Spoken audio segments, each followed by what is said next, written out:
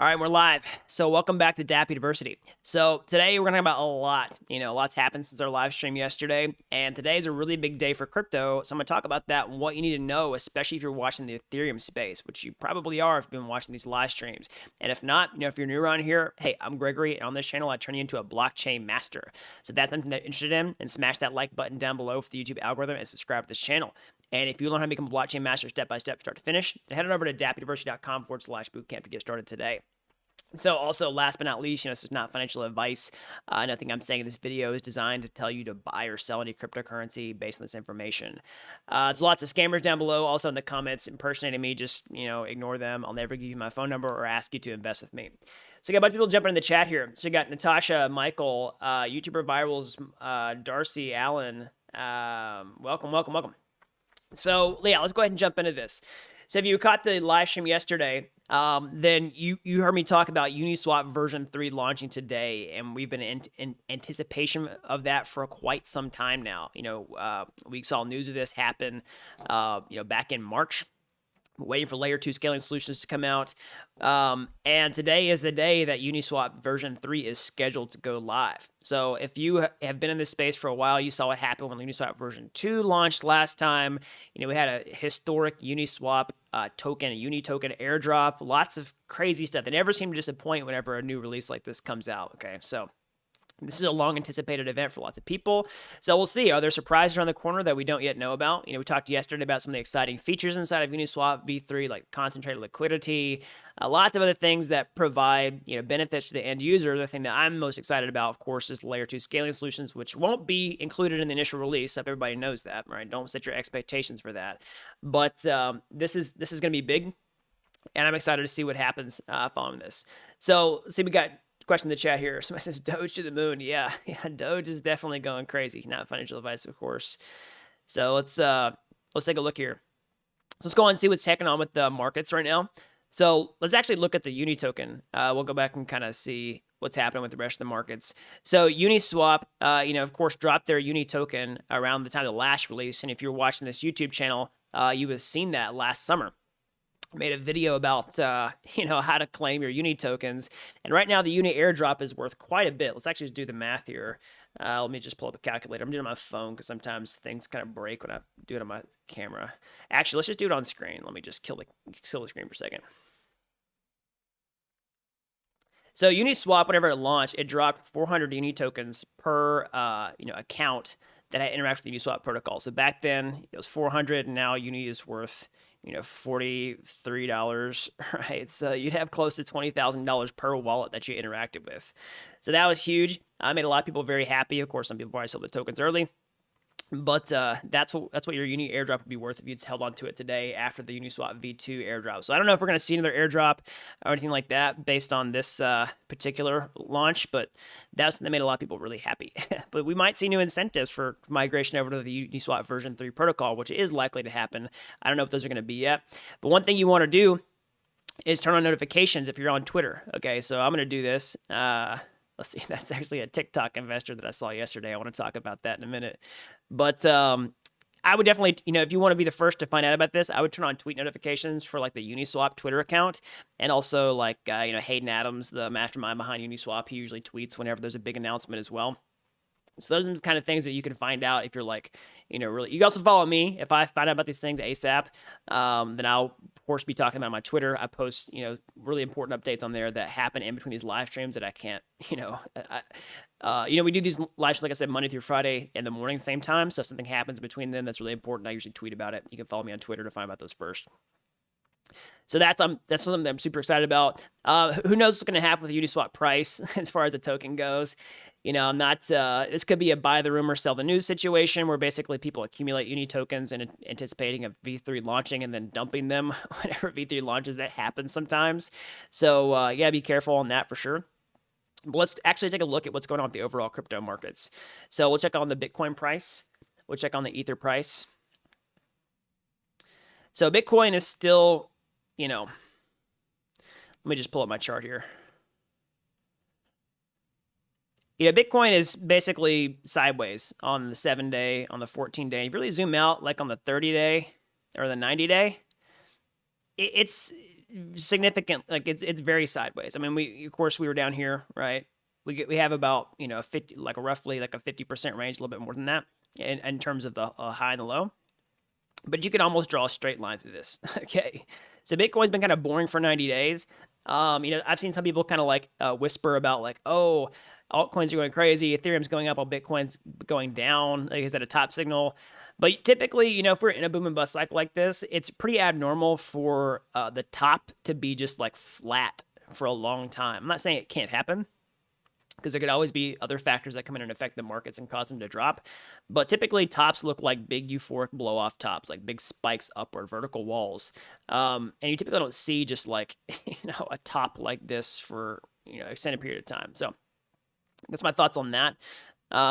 Let's check on the ETH price. Of course, ETH's been on our tear for quite some time now. We can zoom in on the 14-day here.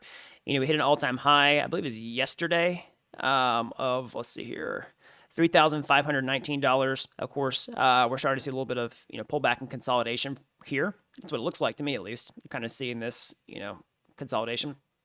So we could see ETH cool off. We could see it draw down a little bit. But the fact that we covered this ground, blasted off through $3,000 was a huge bullish signal, in my opinion. So we'll see where it goes from there. Let's actually also look at our on-chain metrics. Okay. So let's kind of check on, see what's going on with the net unrealized profit loss. Let me just refresh my page here.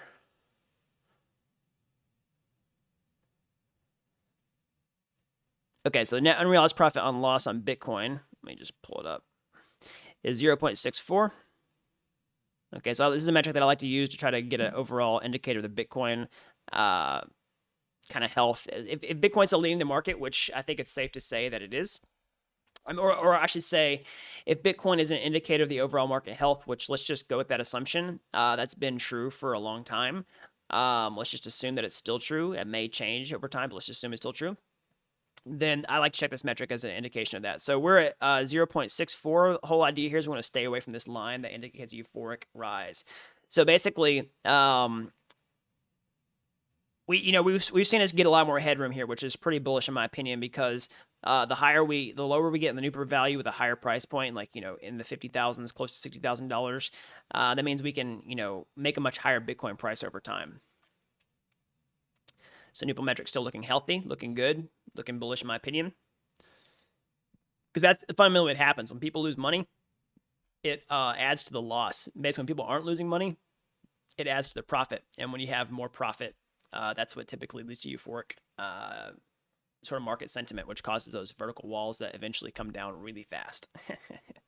So another metric that I want to look at is actually Bitcoins on exchanges. And I was talking about this for other cryptocurrencies, because sometimes this is an indicator of what people want to do. And why? Let's talk about how it's important for Ether and also important for Bitcoin. So the thing about Bitcoin is, primary way people trade Bitcoins is on centralized exchanges. Okay, so basically taking their Bitcoins, sending them to an exchange that you go log in with a username and password, not a decentralized exchange like a DEX, like Uniswap, where you need, you know, a wallet to interact with the blockchain directly.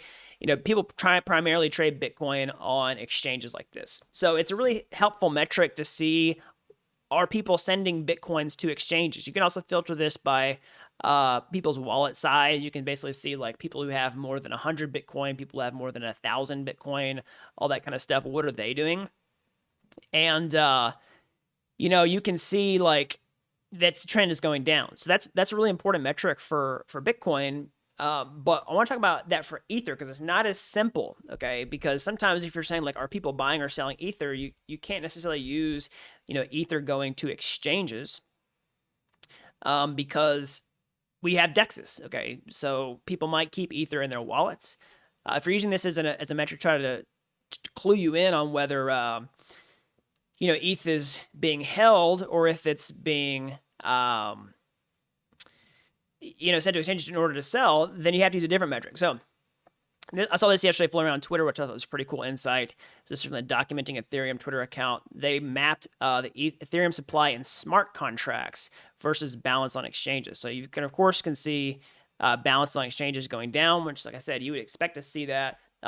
for multiple reasons. One, people don't want to hold it on centralized exchanges. They don't want to sell it, but they might be taking it off and holding their wallet and swapping it on DEXs. But here you see a cool metric, which is ETH smart contract supply going up. So basically, this is people taking Ether and putting it in smart contracts so that it can become productive. All right, we talk about that being a big thing for DeFi, and this shows the demand for ETH to be sitting in smart contracts and people not selling it. Okay, so now you could say, well, then there's some liquidity pools and people might still be swapping it for, different cryptocurrencies, all that kind of stuff, maybe just stable coins. But overall, you still have people who are the liquidity providers in situation who still have a claim over that ETH. They could withdraw it at any time, and they're seeing an incentive to hold it. Now, if nobody wanted it, they would just yank their liquidity, right? Or could, right? And I say everybody would. You have plenty of long-term ETH holders that would, who could even still get profit from doing that way. So this is a cool metric to watch. That highlights the demand of ETH, and is a cool metric to overlay when you're talking about, our coins going to exchanges, they leaving exchanges versus Bitcoin. So yesterday I saw this pop up on Twitter. I want to talk about it. It's pretty funny. I want to see if I can actually watch the video on here. So this was from the TikTok investors account. So this was a quote unquote analyst, a TikTok analyst, crypto analyst, talking about Ethereum becoming worth as much as, as Dogecoin become worth as much as Ethereum in terms of price. So I want to see if I can pull this up on screen and play it. It's pretty funny. I think this person is actually serious. It's not a joke, which is on the one hand tragic, and the other hand is pretty funny. Hold on a second. Let's see if I can pull it up. I'll just play it like, I'll just play it right here. See if I can get the audio to work. Oh, actually, I don't know that the system audio will work on my machine. I wonder if I can like pull my mic. My normal, hold on. Yeah, it's working. All right, so let me just play it. If you think Dogecoin hitting 60 cents today is crazy, wait till you hear this. Many analysts, including myself, believe that Doge has the potential to be equal with Ethereum. And for those of you that think it sounds crazy because of Doge's market cap, wait till you hear this. Both Doge and Ethereum have essentially the same endless market cap. And if you keep digging, all aspects of both coins are virtually the same. I used to say I'd give it a year to hit the price of Ethereum. But with the way Doge is going right now, we could see this in less than a few months. If you think Doge... So he's sitting here saying that Dogecoin can be worth the price of Ethereum in a matter of months.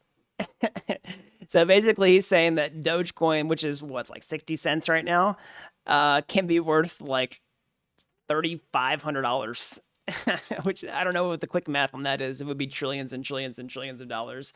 So I got a pretty good kick out of that. I honestly thought it was a joke the first time that I saw it. But then I was like, please be a joke, please be a joke. And the account that tweeted it, the TikTok investors, they were replying, they're like, no, it's not a joke. So that's awesome. That's awesome. On the one hand, it's tragic, it's sad. On the other hand, it's pretty funny. The thing that's so tragic about it to me is not that, like, the thing that's tragic to me is people are going to believe it. That's the sad part to me. It's one of the things you get in crypto so long, you kind of get, you get a little bit crazy. All right, so let's see. One thing I also saw yesterday, we're talking about the NFT craze. We saw the Meebits drop yesterday, happen from Larva Labs, the creator for CryptoPunks. And we're seeing new NFT drops. I think today is actually the Gary Vee NFT drop. Let's pull that up. So I haven't really looked into this that much. I've heard people like talk about it. I've heard people that I know outside of Twitter talk about it. So I think it's today. Yeah. I don't know any details on this, to tell you the truth. I'm kind of just bringing it up the first time. If anybody knows about it down in the chat, let me know. Do you know anything about the Gary Vee NFT drop? Is it happening today?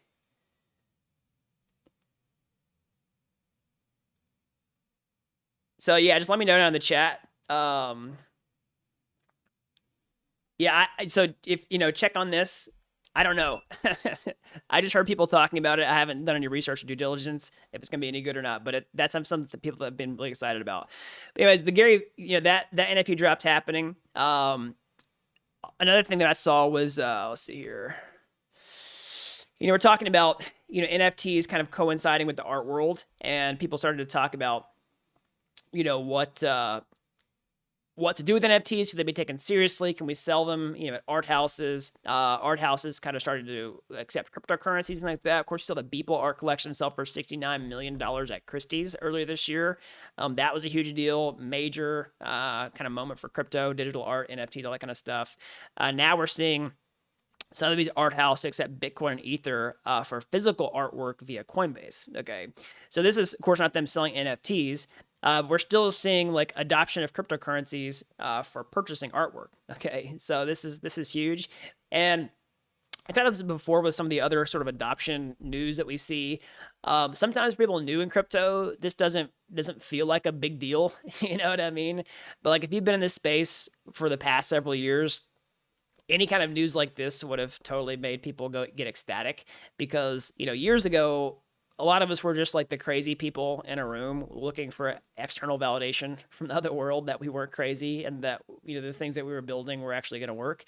But now when you see this stuff so commonplace, like it just doesn't quite seem as a big deal, but it is. It really is.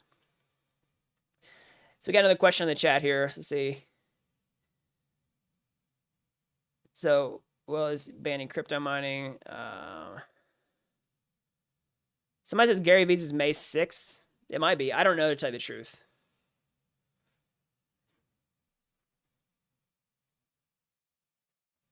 Let's see here. Somebody says Doge will make people cry when it crashes. It very well could. I've got a video coming about Doge. So somebody asked me my opinion on, can Doge actually hit $1?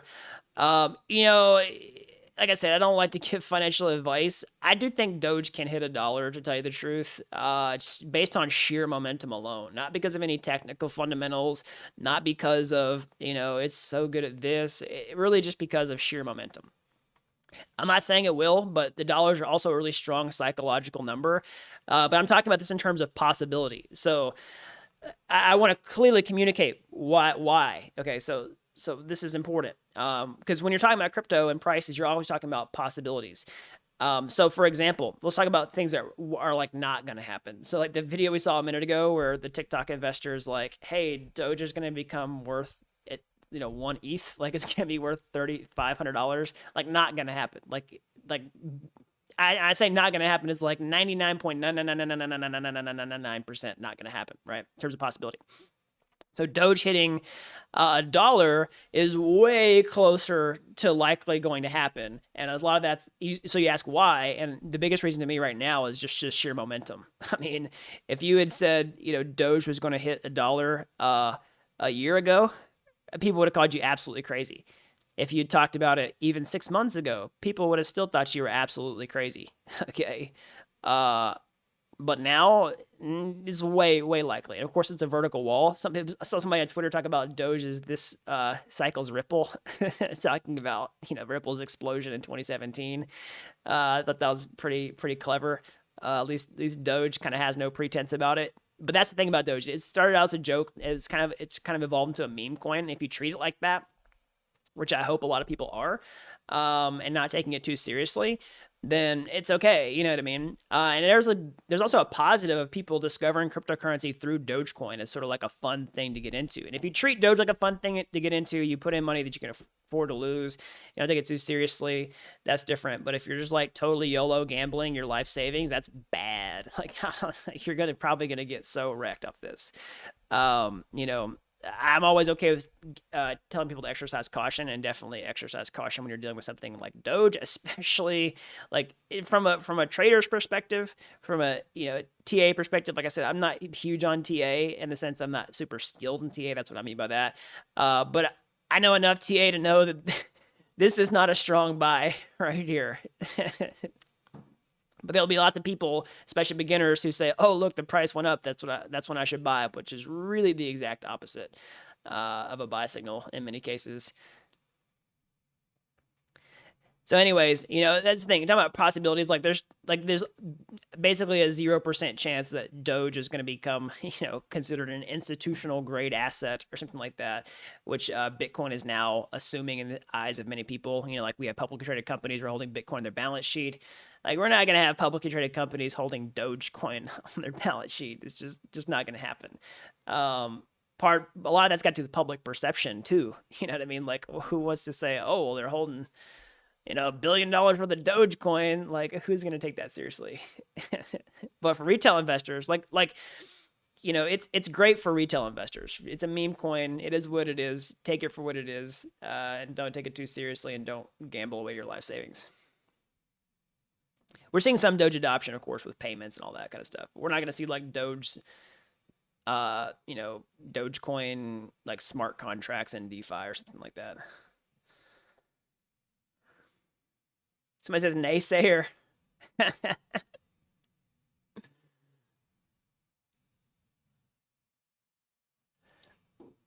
Somebody says Ethereum Classic thoughts. I think a lot of people are probably buying Ethereum Classic right now because it looks like the cheap version of Ethereum, but that's a classic mistake in crypto. Somebody says, what's up with ETC? I haven't been checking it. Let's take a look.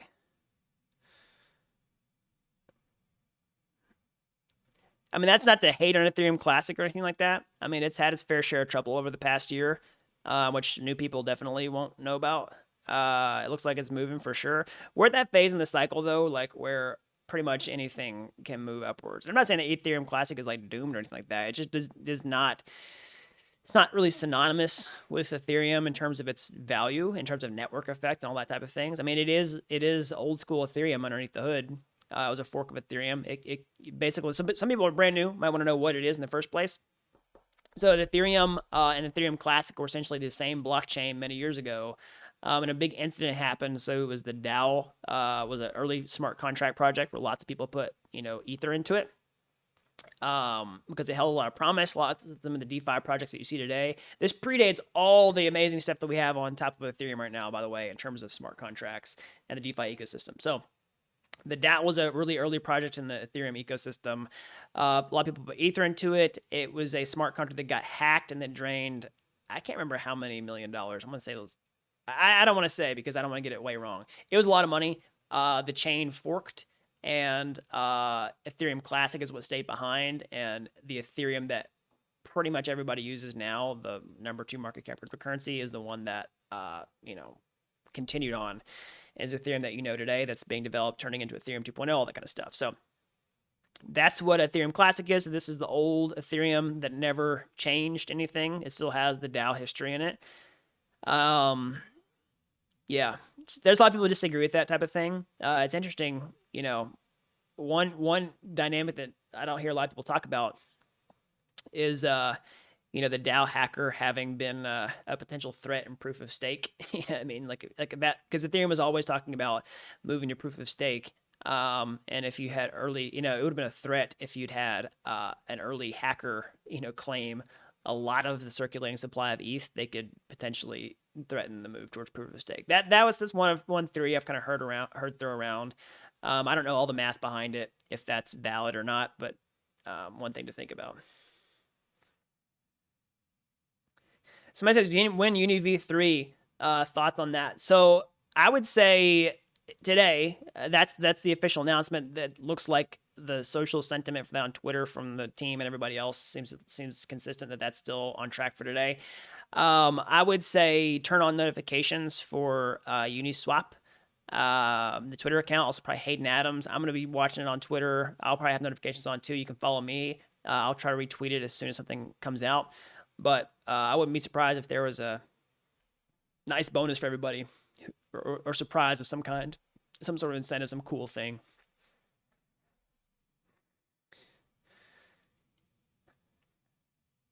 Supposed to I think Doge is going to crash or $1 USD. I do think Doge will crash at some point.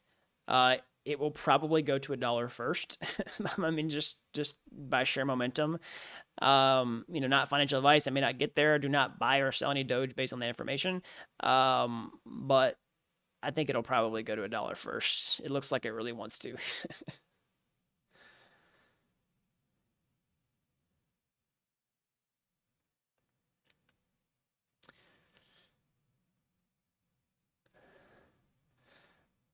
So let's actually look at so it says Polygon Matic good. So we're seeing a lot of activity on Polygon Matic. So I'm not going to talk about the cryptocurrency price. I don't know what's going to happen to it. Let's actually look at the Polygon Matic transactions and the value locked. So let's just actually look here at Polygon. So you can always keep up with this kind of stuff on a website like DeFiPulse.com. So you can look at Polygon here. It's number 9. So we look at like if you look on the 90-day chart, you can see the total value locked in Polygon's gone up quite a bit. So part of this is working as a Matic rebranded to Polygon, so they've been working as a sidechain solution, Ethereum scaling solution, while ETH has been going through these scaling pains for sure. And we've had quick swap decks just pop up on Polygon. I think I'm getting the name right. Sometimes there's so many dexes out there with a very similar name that sometimes I misspeak and say the wrong one. But I'm pretty sure that's the one on Polygon. So it's seen a lot of increase in usage, TVL, all that kind of stuff, and that's what you're seeing here. So in many cases, token prices follow these type of sentiments and these type of fundamentals. So take that for what it's worth.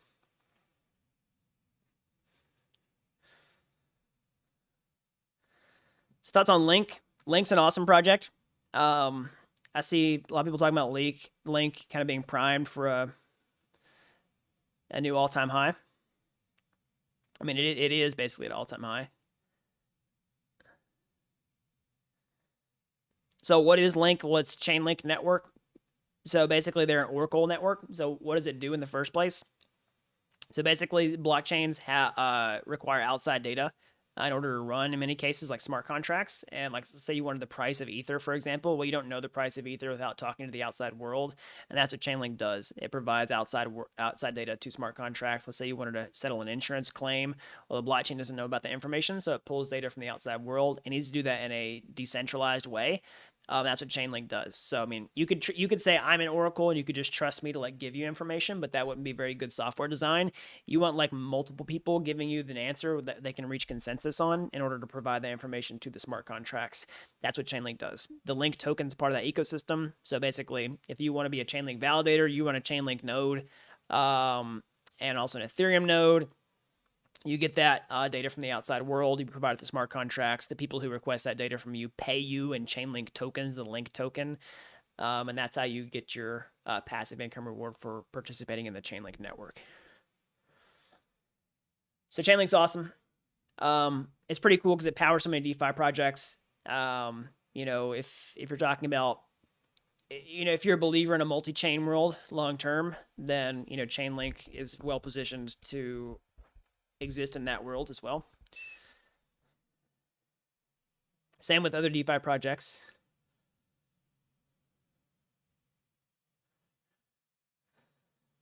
This is Dapp coin. Maybe.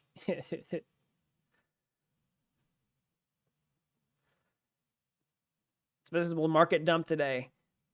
Might. I don't know.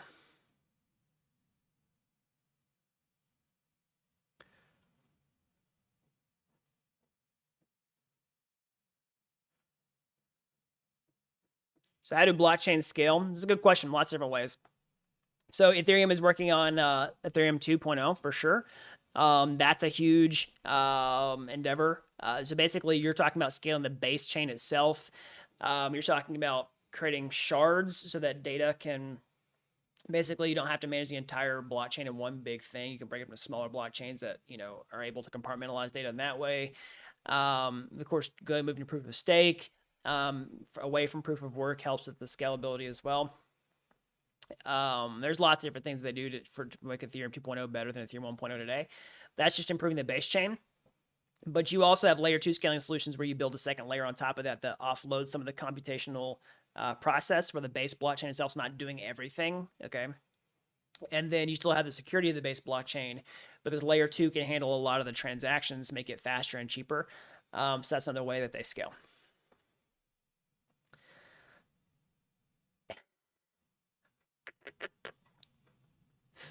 So many comments that I don't want to read on camera.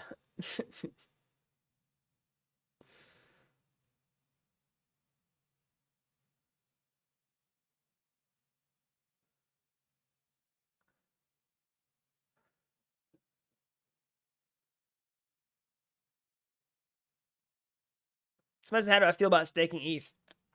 So it's a good question.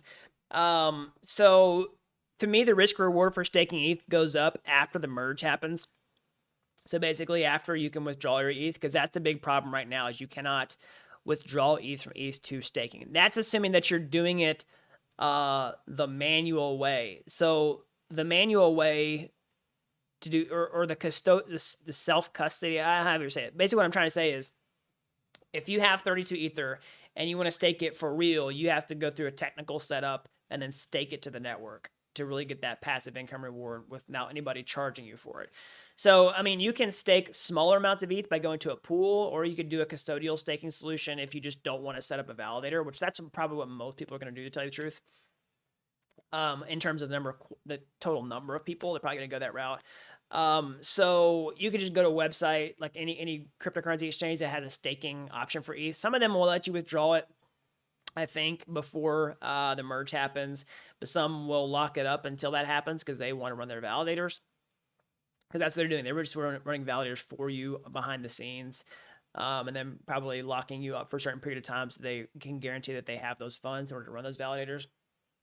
So those are the two kind of ways to do it. Of course, we're going to see some non-custodial staking solutions pop up down the road. You know, there's lots of possibilities here. But if you're talking about the manual way, then to me, or if you're talking about any way that has a lockup period that won't let you withdraw until E2.0, the merge happens, in my opinion, the risk reward is not worth it to me until that happens so that I can withdraw. So this is something I still plan on doing. It's just I'm not going to do it until I can get my Ether back if I have to. Because right now you're talking about a significant amount of Ether in order to run a validator. I did a video. The first video I did on staking ETH and running a validator was last year, about a year ago, I want to say. And let's just actually do the math here.